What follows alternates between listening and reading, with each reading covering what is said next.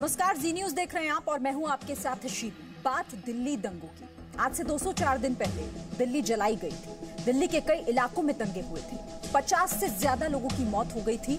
आज हम इसी दंगे की पड़ताल करेंगे। दिल्ली को कैसे दंगों की प्रयोगशाला बनाया गया था, हम आपको ये बताएंगे। लेकिन उससे पहले दिल्ली दंगों पर एक एक्सक्लूसिव ब्रेकिंग न्यूज आप जान लीजिए। दिल्ली दंगों में जो हथियार इस्तेमाल हुए थे वो मेरठ से लाए गए थे। यूएपीए के तहत गिरफ्तार खालिद सैफी ने इस बात का खुलासा किया है कि दिल्ली में दंगों को अंजाम देने के लिए मेरठ से देसी पिस्टल मंगवाई गई थी। इस बात का खुलासा खालिद सैफी ने पुलिस को दिए अपने बयान में किया है। खालिद ने इस बात को कबूला कि दिल्ली में दंगा करवाने के लिए 5 देसी कट्टे मेरठ से खरीदे गए थे, जिन्हें 25,000 रुपए देकर खरीदा गया। खालिद ने इस बात का भी खुलासा किया कि वो 25,000 रुपए कांग्रेस की पूर्व पार्षद इशरत जहां ने उसे दिए थे, जिसके बाद ये हथियार मेरठ से लाए गए थे। तो यहां आपको हम ये भी बता दें कि दिल्ली दंगों में आरोपी खालिद सैफी यूएचए यानी यूनाइटेड अगेंस्ट हेट से जुड़ा हुआ है। सिर्फ इतना ही नहीं, खालिद के राजनीतिक संबंध भी हैं। तो हम आगे बढ़े उससे पहले आपको ये 4 तस्वीरें दिखाना चाहते हैं। आप इन्हें देखिए और समझिए कि दिल्ली में दंगा किस तरह से हुआ था। सबसे पहले नागरिकता कानून के विरोध के जरिए साजिश हुई। शाहीन बाग में दंगों के लिए बैठक आयोजित की गई। कॉमरेड ने आम लोगों को भड़काने का काम किया और पूर्वी दिल्ली में कई जगहों पर दंगे हुए।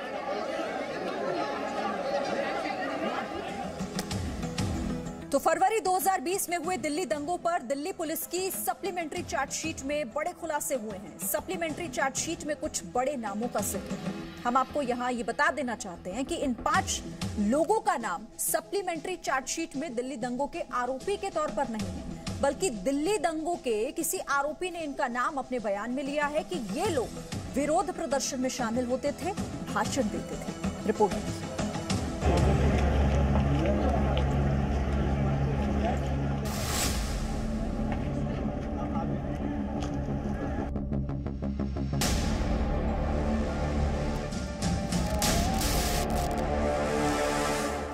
दिल्ली में आग की यह तस्वीर कोई नहीं भूल सकता।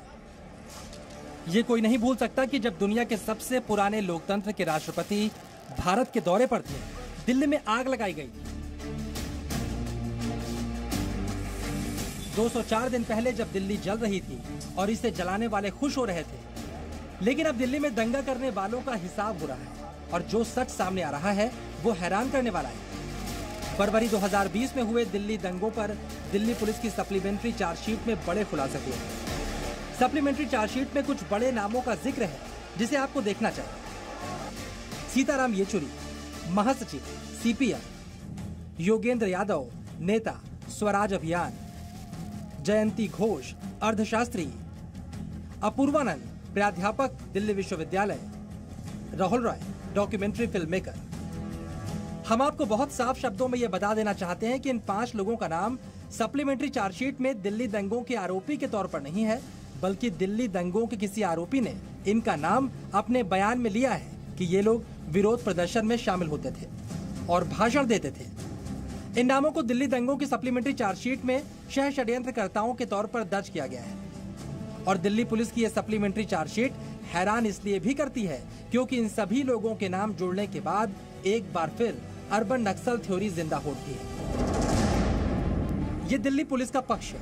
सीएए विरोध प्रदर्शन को आयोजित और संबोधित करने के संबंध में एक आरोपी के बयान के आधार पर ये नाम शामिल किए गए हैं। इस डिस्क्लोजर स्टेटमेंट को सच्चाई के साथ रिकॉर्ड किया गया है। किसी भी व्यक्ति को केवल डिस्क्लोजर स्टेटमेंट के आधार पर अभियुक्त नहीं ठहराया जाता। हालांकि ये केवल पर्याप्त पुष्टि योग्य साक्ष्य के आधार पर है, जिस पर आगे कानूनी कार्रवाई की जाती है। मामला फिलहाल न्यायाधीन है। दिल्ली दंगे के इस सच के सामने आने के बाद उन लोगों की परेशानी बढ़ गई है जिनके नाम चार्जशीट में शामिल हैं। कुछ पुलिस पर तो कुछ सरकार पर साजिश करने का आरोप लगा रहे हैं, लेकिन उन लोगों को इस बात का जवाब देना होगा कि जब देश में शांति की ज़रूरत थी तो धरना प्रदर्शन के नाम पर वो आम लोगों को क्यों भड़का रहे थे। दिल्ली पुलिस ने अपनी बात कह दी। अब बारी थी उनकी जिनके नाम का दिल्ली पुलिस ने अपनी चार्जशीट में जिक्र किया है। सीताराम येचुरी सीपीएम के महासचिव हैं। सोशल मीडिया पर उन्होंने अपना गुबार निकाला। दिल्ली पुलिस भाजपा की केंद्र सरकार और गृह मंत्रालय के नीचे काम करती है। उसकी ये अवैध और गैर कानूनी हरकतें भाजपा के शीर्ष राजनीतिक नेतृत्व के चरित्र को दर्शाती हैं। वो विपक्ष के सवालों और शांतिपूर्ण प्रदर्शन से डरते हैं और सत्ता का दुरुपयोग कर हमें रोकना चाहते हैं। What was the role of BJP leaders, starting from Kapil Mishra to Anurag Thakur? Why police has not filed any FIR against them, but police is targeting the activists? Sitaram Yechury के इस बयान को केंद्र की सरकार और बीजेपी पर सीधा अटैक कहा जा सकता है। सीताराम येचुरी ने दूसरा ट्वीट किया जिसमें उन्होंने लिखा, हमारा संविधान हमें न सिर्फ सीए जैसे हर प्रकार के भेदभाव वाले कानूनों के विरुद्ध शांतिपूर्ण प्रदर्शन करने का अधिकार देता है, बल्कि ये हमारी जिम्मेदारी भी है। हम विपक्ष का काम जारी रखेंगे। बीजेपी सरकार अपनी हरकतों से बाज आए। इमरजेंसी को हमने हराया था, इस आपातकाल से भी निपटेंगे। सीताराम येचुरी ने खुद पर लगे आरोपों को इमरजेंसी से जोड़ दिया, जिसमें उन्होंने कांग्रेस को भी घसीटा और बीजेपी को भी। कुछ ही मिनट पर उन्होंने तीसरा ट्वीट किया, ये मोदी सरकार न सिर्फ संसद में सवालों से डरती है, ये प्रेस कॉन्फ्रेंस करने से घबराती है और आरटीआई का जवाब देने से। वो मोदी का निजी फंड हो या फिर डिग्री दिखाने की बात, इस सरकार की सभी असंवैधानिक नीतियों और असंवैधानिक कदमों का विरोध जारी रहेगा। ये घोर अन्याय है, ये एक पॉलिटिकल वेंडेटा है। ये सरकार की यही सोच से ही सरकार चलते हैं।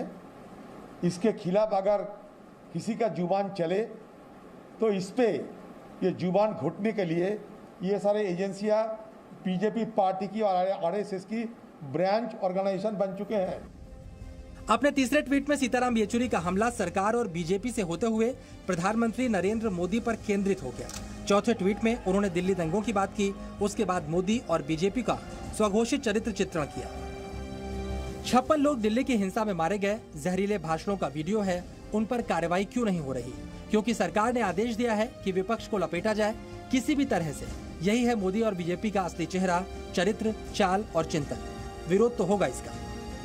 हम आपको बता दें कि हमें मिली जानकारी के मुताबिक दिल्ली के नॉर्थ ईस्ट डिस्ट्रिक्ट में 23 से 26 फरवरी के बीच हुए दंगों में पुलिस ने सप्लीमेंट्री चार्जशीट दाखिल की है। उसमें इन सभी का नाम है, लेकिन आरोप पत्र में इनका नाम आरोपी के तौर पर नहीं है। दिल्ली में दंगों के दौरान 53 लोगों की मौत हुई थी, जबकि 581 लोग घायल थे और 97 लोग गोली लगने से जख्मी थे। कैमरामैन अरुण के साथ नीरज कुमार गौड़, जी मीडिया, दिल्ली। तो एक बार आपको दिल्ली दंगों के आरोपियों के चेहरों को देखना चाहिए। सीताराम येचुरी, योगेंद्र यादव, जयति घोष, अपूर्वानंद, ये वो लोग हैं जो बातें तो बड़ी बड़ी करते हैं, लेकिन सच जब दुनिया के सामने है तो इनके पास अब जवाब नहीं। ऐसे ही राहुल रॉय, उमर खालिद, चंद्रशेखर और आम आदमी पार्टी के विधायक अमानतुल्लाह खान हैं। इन सभी का नाम चार्जशीट में है और अब इनके लिए जवाब देना मुश्किल हो गया है।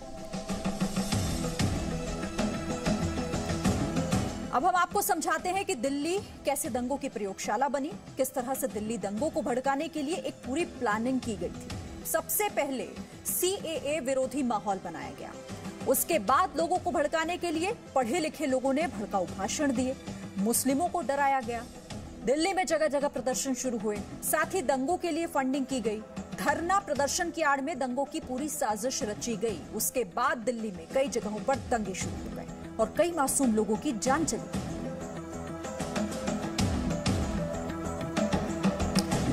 अब आपको बताते हैं दिल्ली दंगों की सच्चाई। जी न्यूज ने पहले भी दिल्ली दंगों के पीछे छिपे हुए लोगों की सच्चाई आपके सामने लेकर आई है। किस तरह से दिल्ली दंगों की साजिश रची गई, ये सब हम आपको बता रहे हैं। आप एक रिपोर्ट देखिए। ये 3 तस्वीर दिल्ली दंगे की सच्चाई है। इन 3 तस्वीरों को आप देखकर ये समझ जाएंगे कि दिल्ली में कैसे आग लगाई गई, कौन इस दंगे के पीछे था और कौन लोग दंगे को हवा देने में लगे थे। इन चेहरों को पहचानना बेहद जरूरी है, क्योंकि इन्हीं लोगों ने दिल्ली को बदनाम किया था और जी न्यूज ने इन्हें बेनकाब किया था।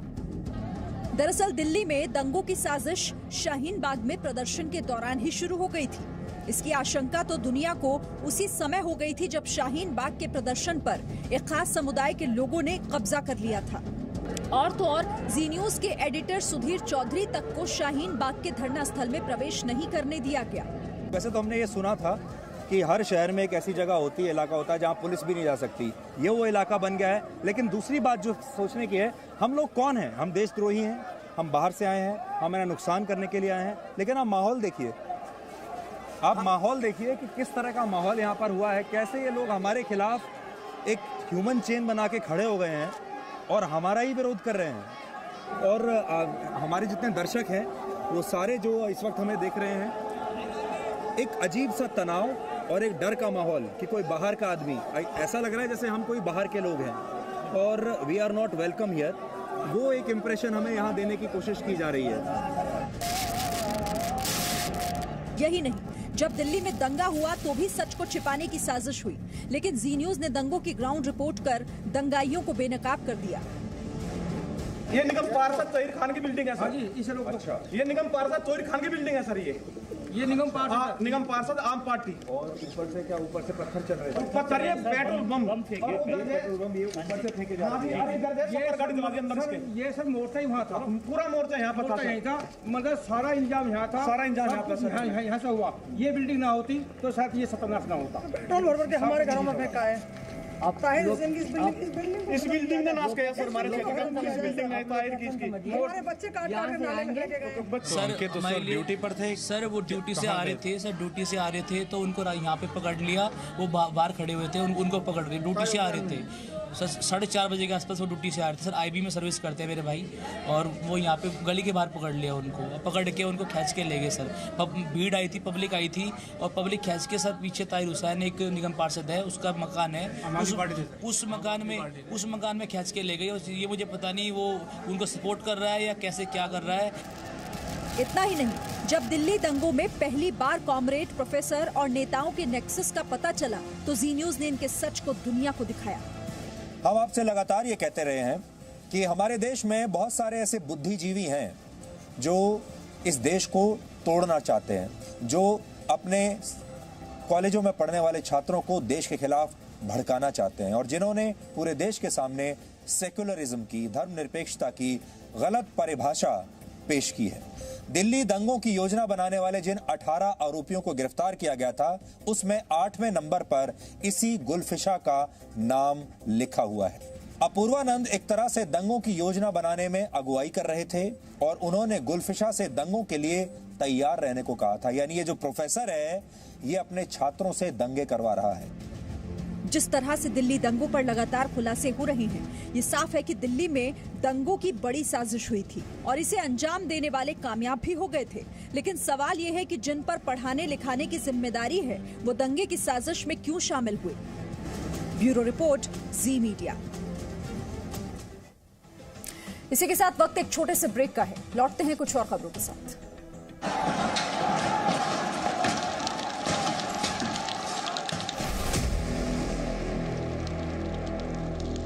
Presenting B News app, available on Google Play and App Store. Download it now.